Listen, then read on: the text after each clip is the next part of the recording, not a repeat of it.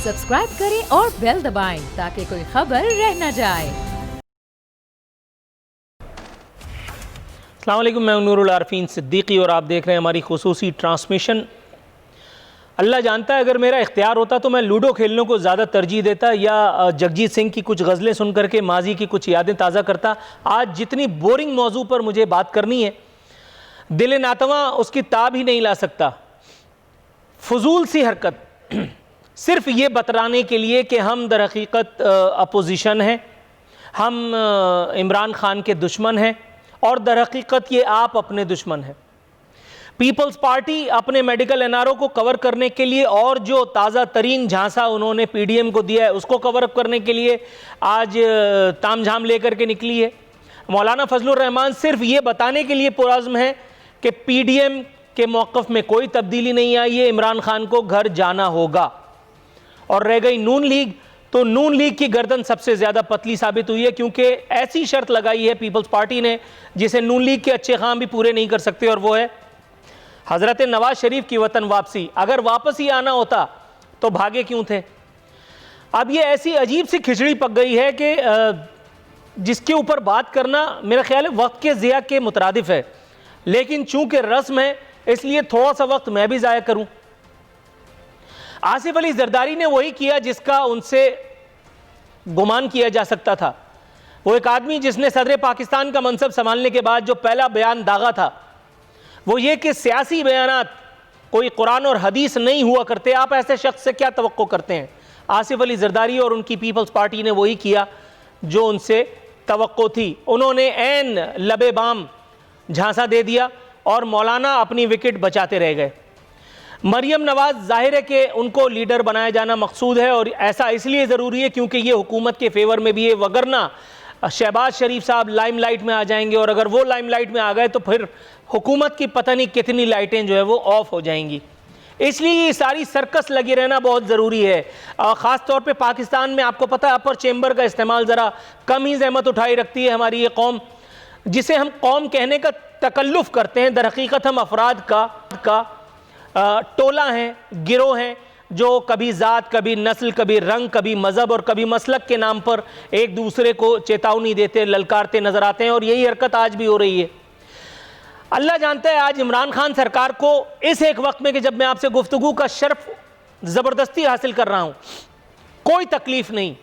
इस वक्त या तो ज़्यादातर वज़रा पिकनिक मनाने निकल गए होंगे या तो कुछ और लोग जो हैं वो छम छम खेल रहे होंगे, और मैं आपका वक्त बर्बाद किए जा रहा हूं। बेहतर है कि आपका वक्त कीमती है। मैं को तारुफ करूं, मेरे साथ मौजूद हैं उसामा गाजी और जमील फारूकी।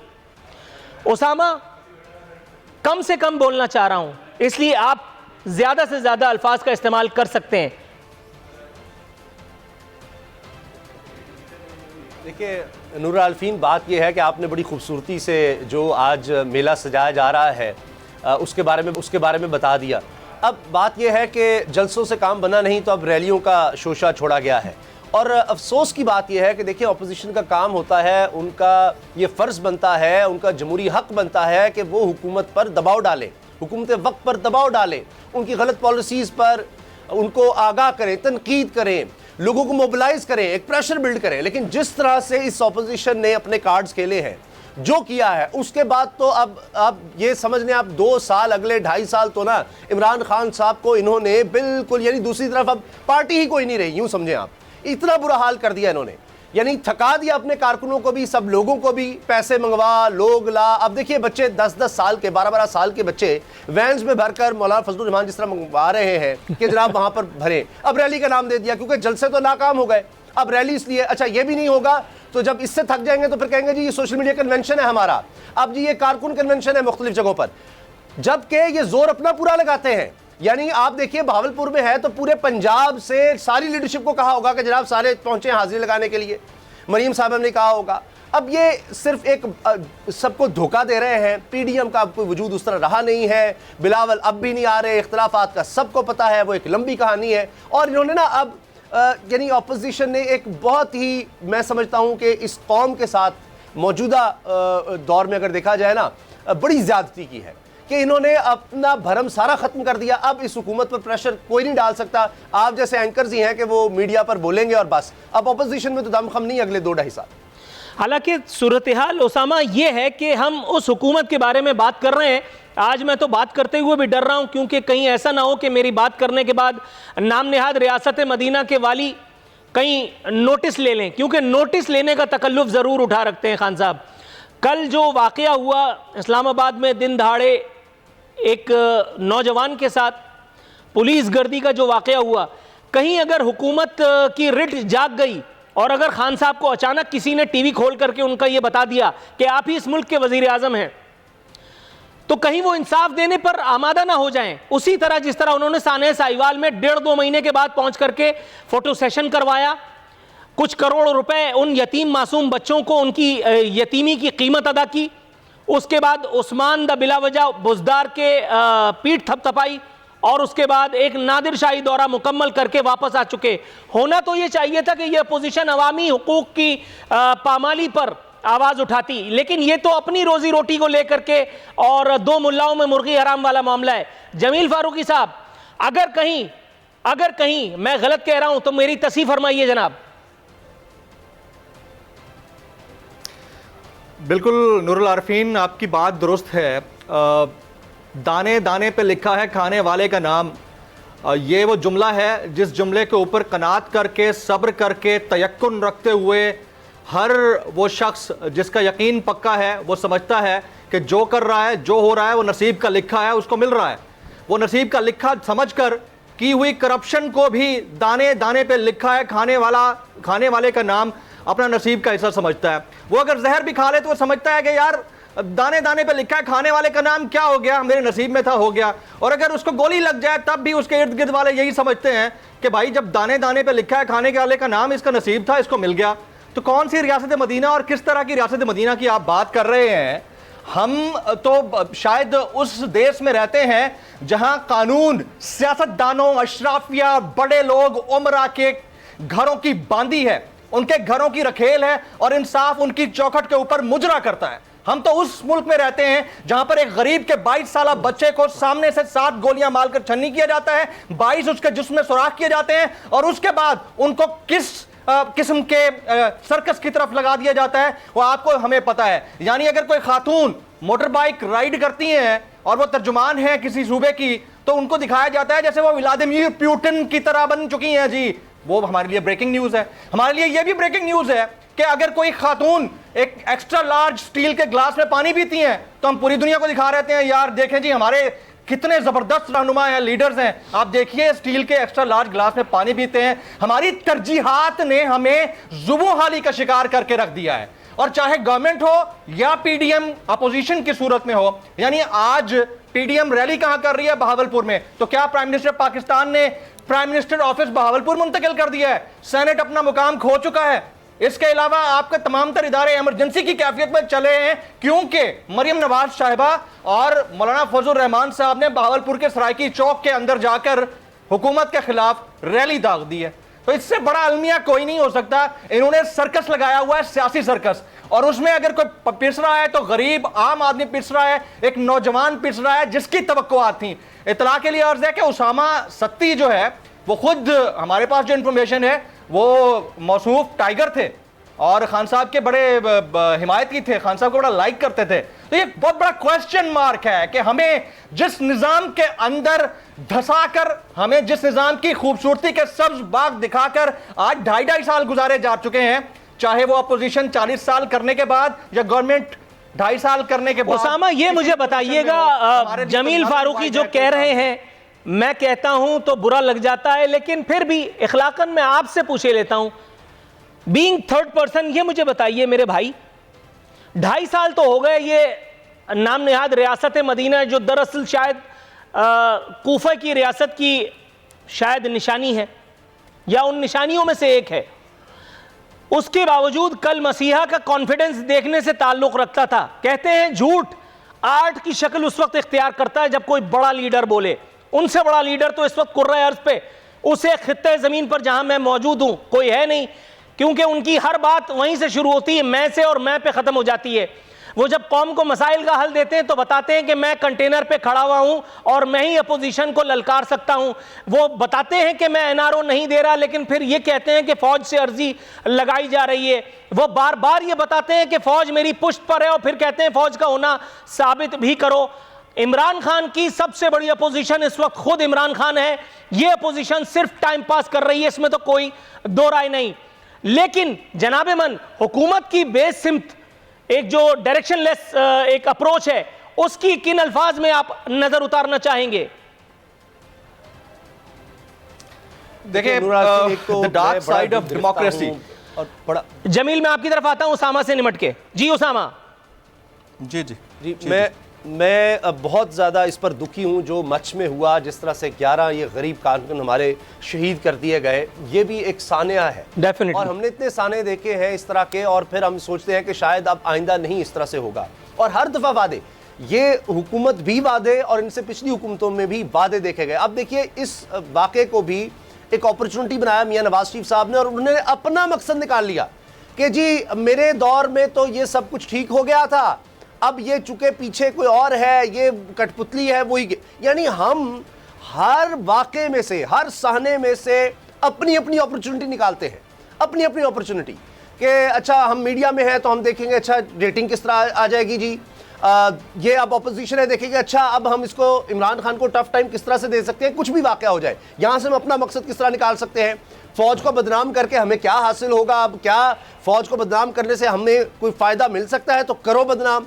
भले हमारी पाकिस्तानी फौज है, जाने कुर्बान कर रही है, कुछ भी कर रही है, कोई फ़र्क नहीं पड़ता। हमें इक़्तिदार दिलवाने के लिए हमें इक़्तिदार चाहिए और उसके लिए हम कुछ भी करेंगे।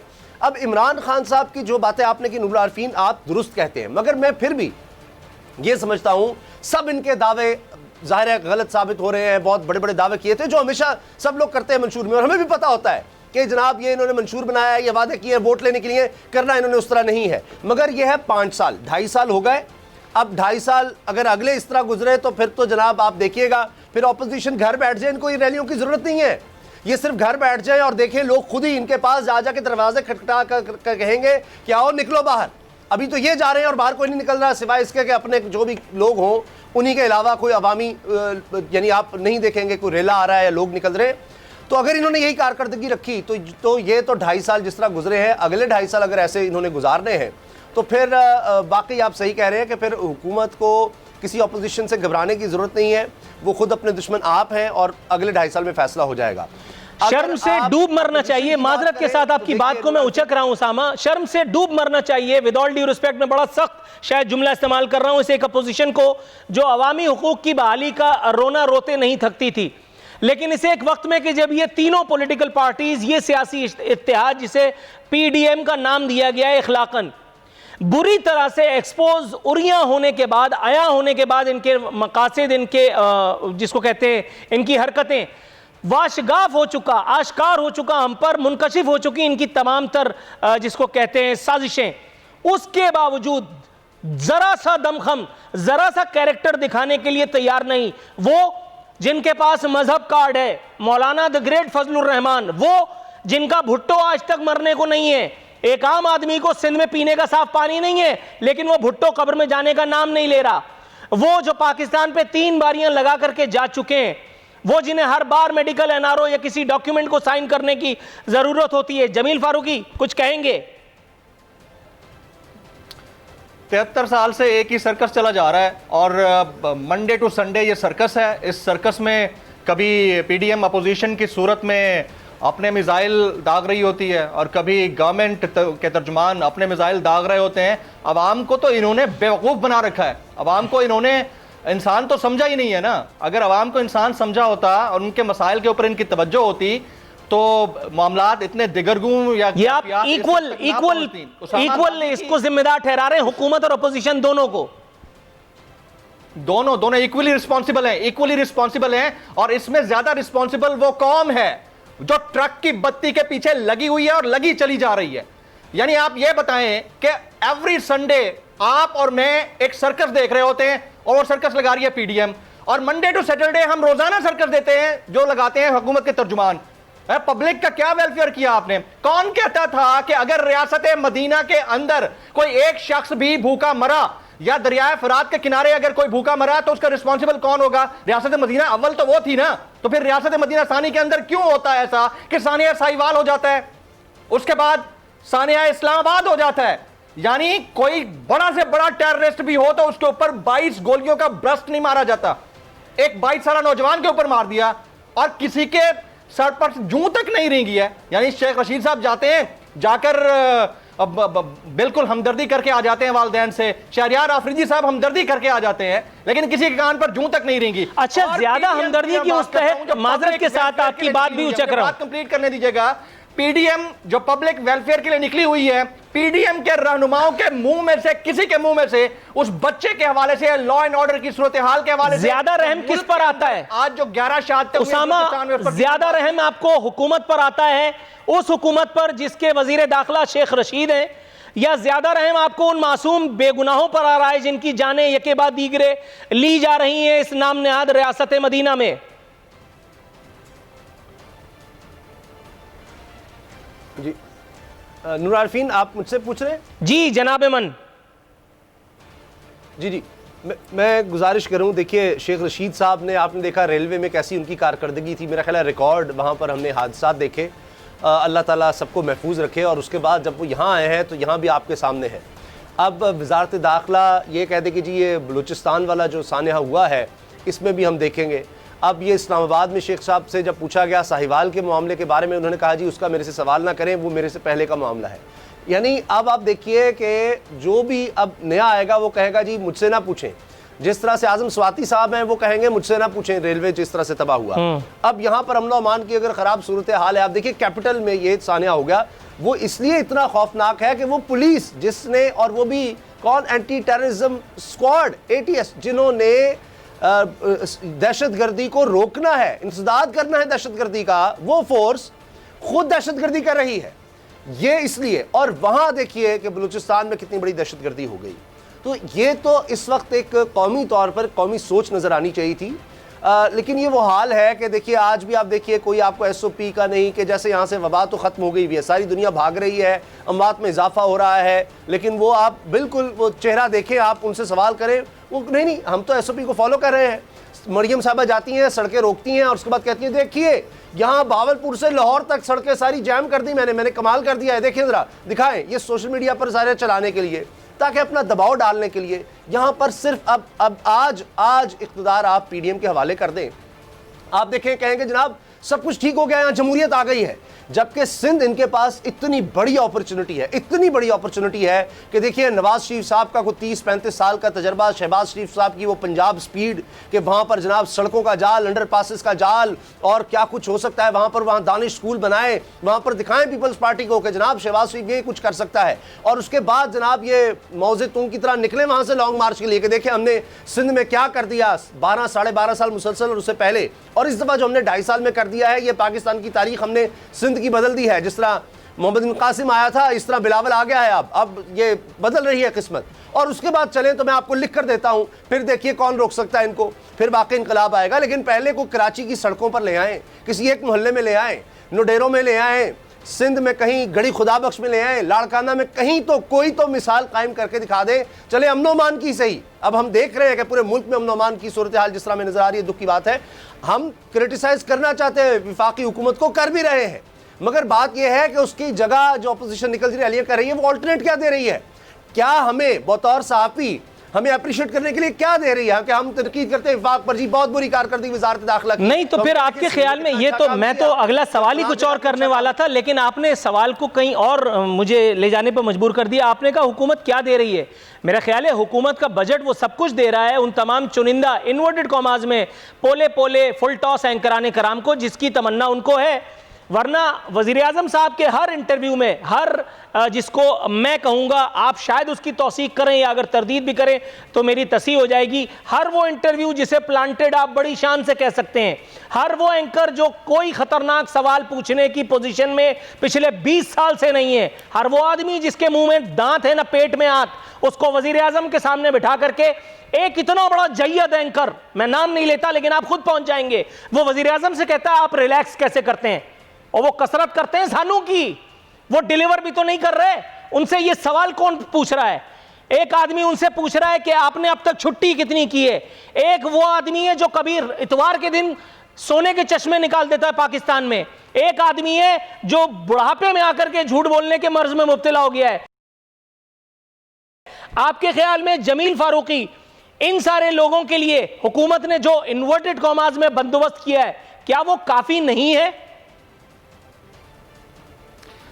अच्छा, मैं हुकूमत के मामले के ऊपर ख़ास तौर पर आपने जो एंकरान साहिबान और उनके प्राइम मिनिस्टर के साथ इंटरव्यूज़ की बात की है, उसमें थोड़ा सा आपसे इख्तलाफ करूँगा। प्राइम मिनिस्टर के मुशीरान उनको देते हैं तमाम तर मशवरे और उनके हिसाब से वो चलते हैं, तो उसमें वो कभी किसी जय्यद एंकर को दे भी देते हैं, कभी ऐसे एंकर को जो उनका हामी होता है उसको दे देते हैं। तो इसमें मेरे ख्याल में Imran Khan as a prime minister himself is a nobody, जो उनको एडवाइस मिलती है उसी हिसाब से उनको वो दे देते हैं। और ये ज़्यादती है, ये ज़्यादती है। आपकी ये बात इस हद तक मैं इससे इत्तफाक करता हूँ कि ये ज़्यादती है कि आप उनको भी फिर फेस करें जो सवाल करने की जुर्रत रखते हैं, और फिर वो आपसे पूछेंगे, उनको जवाब दें। जब आप कहते हैं कि रियासत मदीना, तो फिर उसमें तो ये भी सवाल होता था कि आपके पास ये एक्स्ट्रा चादर आई तो कहाँ से आई? तो फिर आप सवाल का जवाब दें।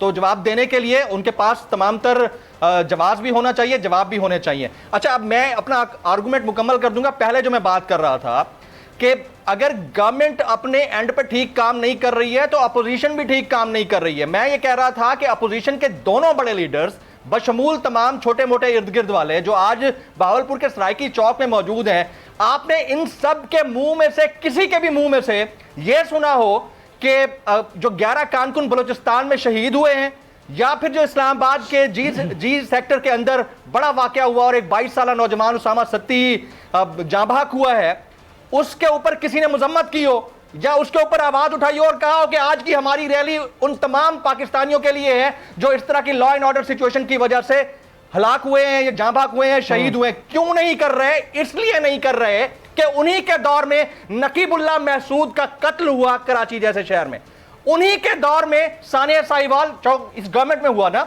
उससे पहले सानिया मॉडल टाउन हुआ, उन्हीं के दौर में सरफराज मर्डर केस हुआ कराची के अंदर, उसका अगर आज तक कोई फैसला नहीं आया, कोई जुडिशियल इंक्वायरी की किसी रिपोर्ट ने कोई फैसला कुन नताइज नहीं निकाले, तो आज वो किस मुंह से इमरान खान से कहेंगे कि आप काउंटर टेररिज्म डिपार्टमेंट के हाथों होने वाले इस मर्डर की तहकीकात करें? ये सारे कच्चे चट्टे हैं और चट्टे बट्टे हैं, एक ही बनियान में नहाते हैं, उठते हैं हमाम में, सारे नंगे हैं।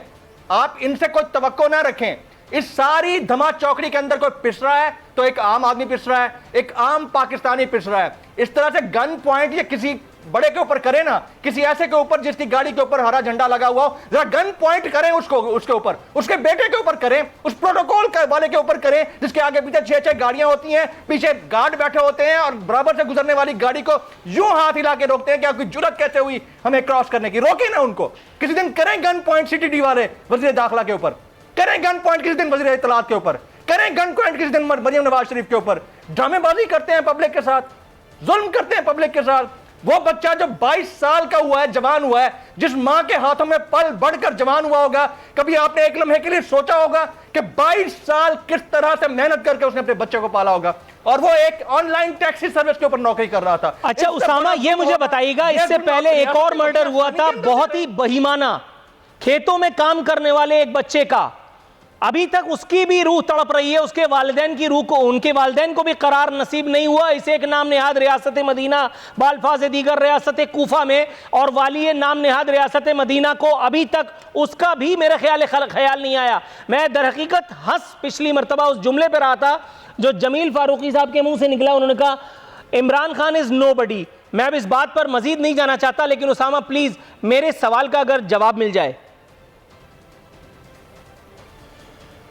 नूरुल आरिफीन, इमरान खान साहब जब आए थे तो उन्होंने कहा था कि हमारा असल एजेंडा है, हमने रिफॉर्म्स लेकर आनी है, हमने यहाँ ये निज़ाम गल सड़ गया है, इदारों को बेहतर करना है, इदारों को मजबूत करना है, शख्सियात नहीं, ख़ानदान नहीं। लेकिन यहाँ पर भी वही कुछ हुआ है। यहाँ पर भी उसी तरह से पोस्टिंग्स हो रही हैं पुलिस वालों की। उन्हीं पुलिस वालों को ये पता है कि जनाब अगर मेरा जो वज़ीर है या वज़ीर आला है या इमरान खान साहब हैं वो मुझसे खुश हैं तो फिर मेरी पोस्टिंग अच्छी है या मुझे कोई नहीं हिलाएगा, चाहे वो उमर शेख साहब वाला मामला हो जाए।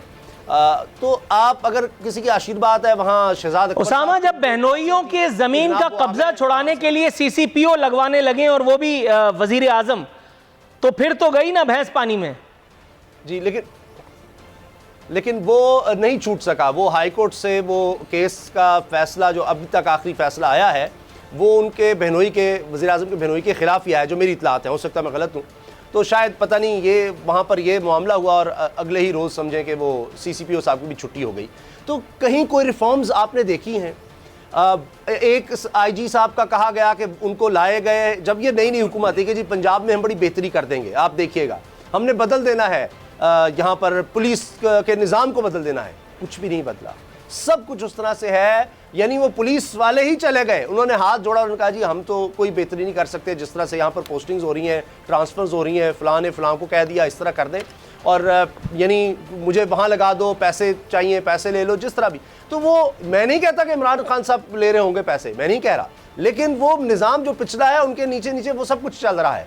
तो जब ये होगा तो जिस तरह आपने बताया, आपने भी बात की साने साहिवाल की, वहाँ जो कुछ हुआ तो उसके बाद आपके सामने ये है। अगर अब भी इंसाफ ना हुआ, अगरचे IG साहब फरमा रहे हैं कि जी हम मकतूल के ख़ानदान के साथ खड़े हैं, वैसे यही हमें खौफ है कि आप उनके साथ जाके अगर खड़े हो गए तो फिर केस नहीं चल सकता, क्योंकि आपके खड़े होते हुए पुलिस वहाँ खड़ी होगी तो फिर किस तरह से केस चलेगा। इसलिए कि वो तो फिर खौफजदा ही हो जाएंगे, या हमने कभी सुलह ही देखी है या ये कि जनाब कुछ हुआ ही नहीं। आप देखिए ना, जब ये वाक़या होता है तो उसके बाद क्या होता है कि जी ये दहशतगर्दी थी और पता नहीं कोई वो फायरिंग का तबादला नज़र आ गया, फिर उसका बेचारे का क्रिमिनल रिकॉर्ड भी निकल आया।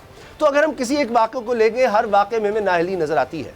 मगर आज चूँकि ये बहावलपुर में मैदान सजाया हुआ अपोजिशन है और वो एक ये साबित कर रहे हैं कि इमरान खान साहब चूँकि कठपुतली हैं, ये ताबेदार खान है और इनको लाया गया है इसलिए डिलीवर नहीं कर सकते, तो हमें चांस दिया जाए। बेसिकली ये मकसद है ना, इनको हटाएं हमें लेकर आएँ, मौलाना साहब, मरीम साहब। अब ये सिर्फ वहाँ पर एक फ़ोटो सेशन हो रहा है। आपने देखा कि मुसलसल मरीम ने अपना मोबाइल पकड़ा हुआ है और वीडियोज़ बना रही हैं और वो खुश हैं कि हाँ हमने मेला सजा लिया है। उनको सिर्फ ये चाहिए, कोई 500,000 आदमी सिर्फ इर्द गिर्द हर वक्त चाहिए जो नारे लगा रहा हो, मरीम साहिबा उनके पापा के लिए मुसलसल नारे लग रहे हों, और इसी तरह मौलाना साहब को हर वक्त मदारिस के बच्चे इर्द गिर्द नज़र आने चाहिए और वो उनके नारे लगा रहे हों कि जनाब हमारा जीना मरना आपके साथ हर वक्त ये इनको चाहिए। और वो इनको जब तक कुछ दिन गुजर जाते हैं नहीं मिलता, फिर ये रैलियों जलसों कुछ और नहीं होता जी, सोशल मीडिया कन्वेंशन बुला लो, इनको ये चाहिए, इनको अपने इक़्तिदार के नशे की तस्कीन चाहिए।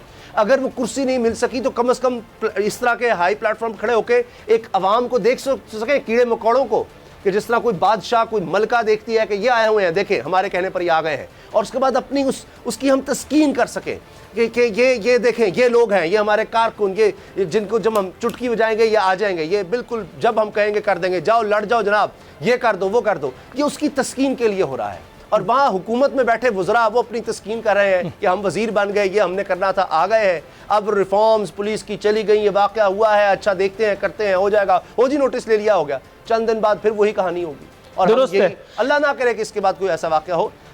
जमील फारूकी, ये मुझे बताइए, हुकूमती सफ़ों में जो खलबली मची हुई थी, जो उथल पुथल थी, वो वाज़े तौर पर महसूस की जा रही थी, ज़ुबान ज़द-ए-आम थी वो कहानियाँ, जब PDM की तश्कील के बाद और हुकूमत पर प्रेशर डालने की तराकीब आजमाई जा रही थी, और अपोजिशन का जिसको कहते हैं कच्चा चिट्टा लोगों के सामने नहीं आया था। कभी जलसागाह में पानी छोड़ना, कभी कोई लगा देना दफ़ा, कभी लाठी चार्ज करना, कभी कुछ करना, ख्वाजा आसिफ को गिरफ़्तार करना, और बहुत सारी चीज़ें जिससे बौखलाहट नज़र आ रही थी।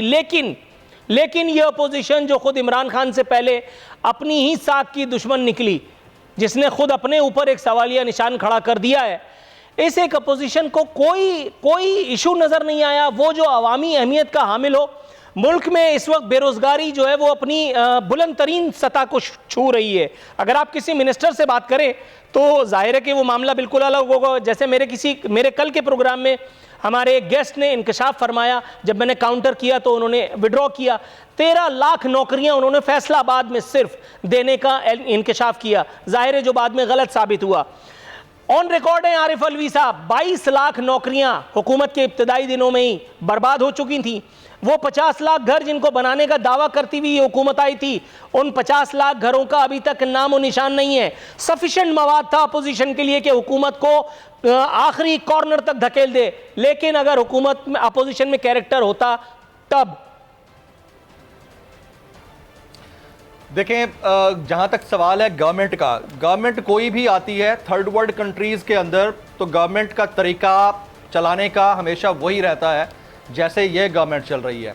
और सियासत के अंदर एक किताब है the dark side of democracy, उस किताब में उसका मुसन्निफ लिखता है कि ये एक ऐसा तर्ज सियासत है जिसमें जमहूर का नाम इस्तेमाल करके, जमहूरियत का नाम इस्तेमाल करके तमाम तर फायदा अशराफिया उठाती है, उमरा उठाते हैं। और बिल्कुल एन सादे का आता है पाकिस्तान जैसे थर्ड वर्ल्ड कंट्री के ऊपर। उसकी मैं मिसाल देता हूं आपको। हुकूमत तो टैक्टफुली जैसे ब्लंडर्स मार रही है। पीडीएम को देख लेते हैं। अब आप देखिए ना, मरियम नवाज शरीफ साहिबा नाअहल करार दी जा चुकी हैं। She is not a candidate of prime ministership. Similar goes with Nawaz Sharif साहब, मुल्क से बाहर बैठे हैं, कॉन्विक्टेड हैं, प्राइम मिनिस्टरशिप के अहल नहीं हैं। इसहाक डार साहब कॉन्विक्टेड हैं, मुल्क से बाहर बैठे हैं, प्राइम मिनिस्टरशिप के अहल नहीं हैं। आबिद शेर अली साहब, मैं इनके खानवादे की बात कर रहा हूं, आबिद शेर अली साहब बाहर बैठे हैं, वो जीत नहीं सके थे और अब वो बाहर कारोबार कर रहे हैं अपना।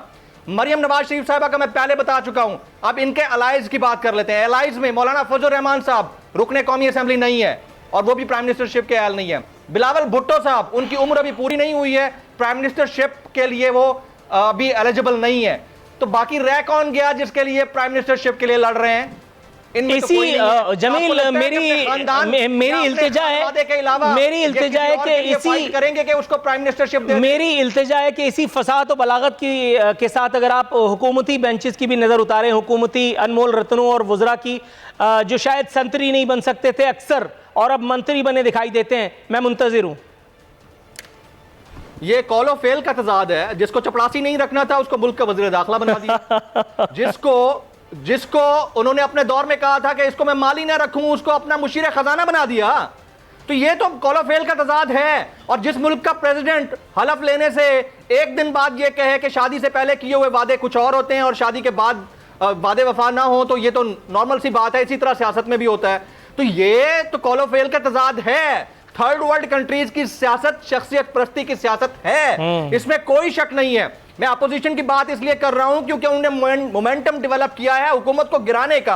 इस्तीफों की बात की, उसके बाद उन्होंने कहा लॉन्ग मार्च की तरफ जाएंगे, लेकिन मोमेंटम डेवलप क्यों किया गया है? हुकूमत गिरा के क्या ये चपड़ासी बनने के लिए आए हैं? नहीं, प्राइम मिनिस्टरशिप के लिए आए हैं। तो इनकी तमाम जमातों में कोई प्राइम मिनिस्टर का कैंडिडेट ही नहीं है। जो लोग अपने खानवादे के अलावा किसी को मिनिस्टर लगाना पसंद नहीं करते उसको प्राइम मिनिस्टर लगाएंगे। तो ये ड्रामेबाजी कर रहे हैं ना। This is all for relief. हमें ये रियलाइज कर लेना चाहिए। खान साहब की कैबिनेट में भी गलत लोग होंगे, मैं किसी की साइड नहीं ले रहा, लेकिन इमरान खान के अपने स्टेक कम से कम इस मुल्क के अंदर हैं। इमरान खान का अपना कोई बिजनेस नहीं है। इमरान खान ने अच्छा थोड़ा सा तवक्कुफ कीजिएगा जमील थोड़ा सा तवक्कुफ कीजिएगा। तो ये भी कहता हूं कि उस शख्स को जो इस मैनिफेस्टो के ऊपर गवर्नमेंट में आया है बाय हुक और क्रुक, इसके ऊपर हम बाद में डिबेट करेंगे, उसको अपने 5 साल मुकम्मल कर लेने देने चाहिए ताकि क्लीन चिट देने का हक अवाम के पास हो। और अगर 2023 में कोई एहतसाब की बात करे तो फिर खान साहब का भी एहतसाब हो।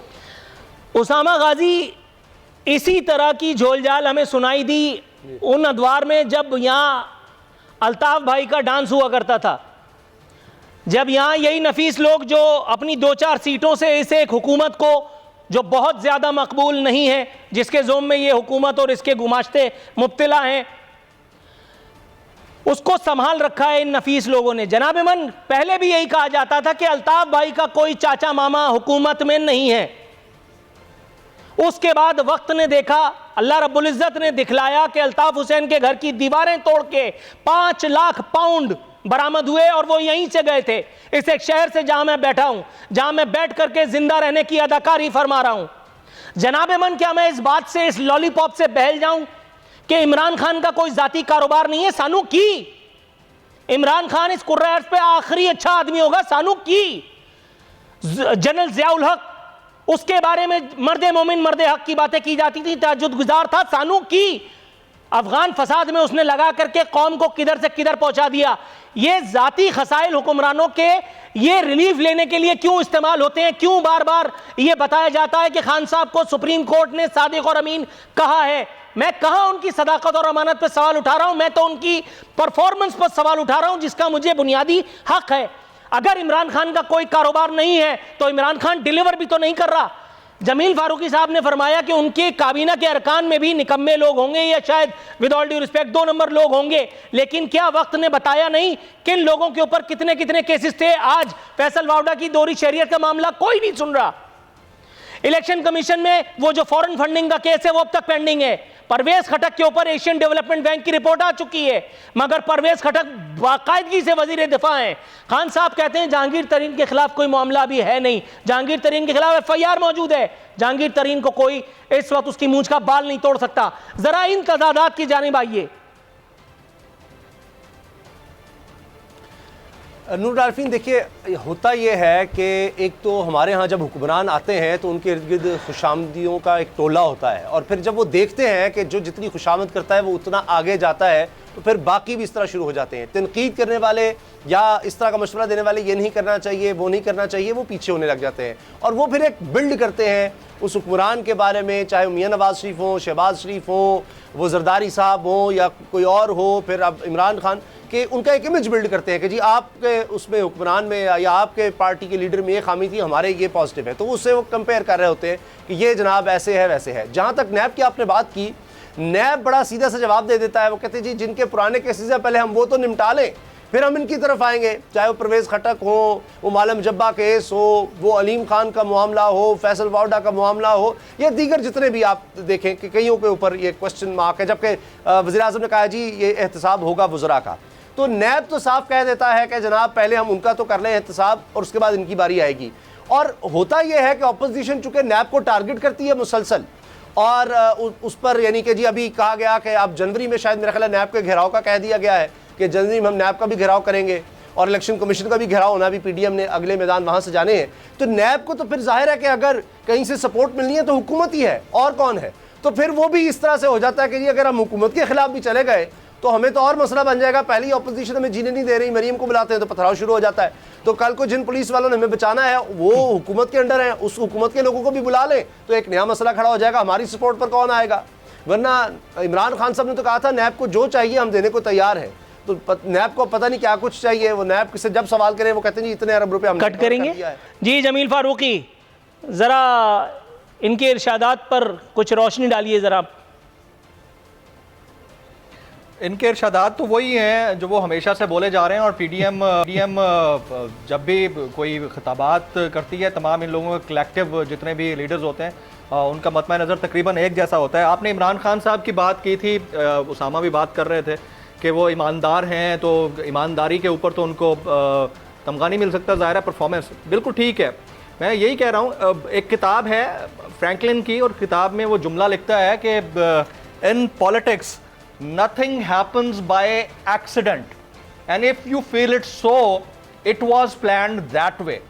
जो हो गया सो हो गया, खान साहब आ गए, और हम इंसानों की ज़मीन पर रहते हैं। हम अगर फरिश्ते होते तो हम जन्नत में होते। ज़ाहिर है हमारे अंदर आइडियल लोग नहीं होते, हमारे अंदर गलतियां कमियां कोताहियां रखने वाले, 2 नंबर करप्ट, ठीक ठाक सीधे, जरा थोड़े सीधे और बहुत ज़्यादा टेढ़े, हर तरह के लोग मौजूद हैं। तो वो खान साहब के इर्द गिर्द ही हैं और वो PDM के अंदर भी होंगे।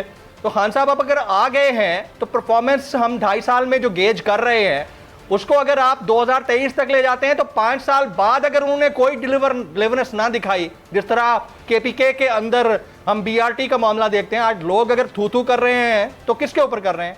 PDM के ऊपर तो नहीं कर रहे हैं ना। तो इसी तरह से अगर 2023 के अंदर परफॉर्मेंस नहीं होगी, डिलीवरेंस नहीं होगी, तो सवाल किससे होगा? खान साहब से होगा। हमारे यहाँ सियासत शख्सियत परस्ती की सियासत है और हमारे यहाँ चीजें थर्ड वर्ल्ड कंट्रीज की तरह चलती हैं। सब्सक्राइब करें और बेल दबाएं ताकि कोई खबर रह न जाए।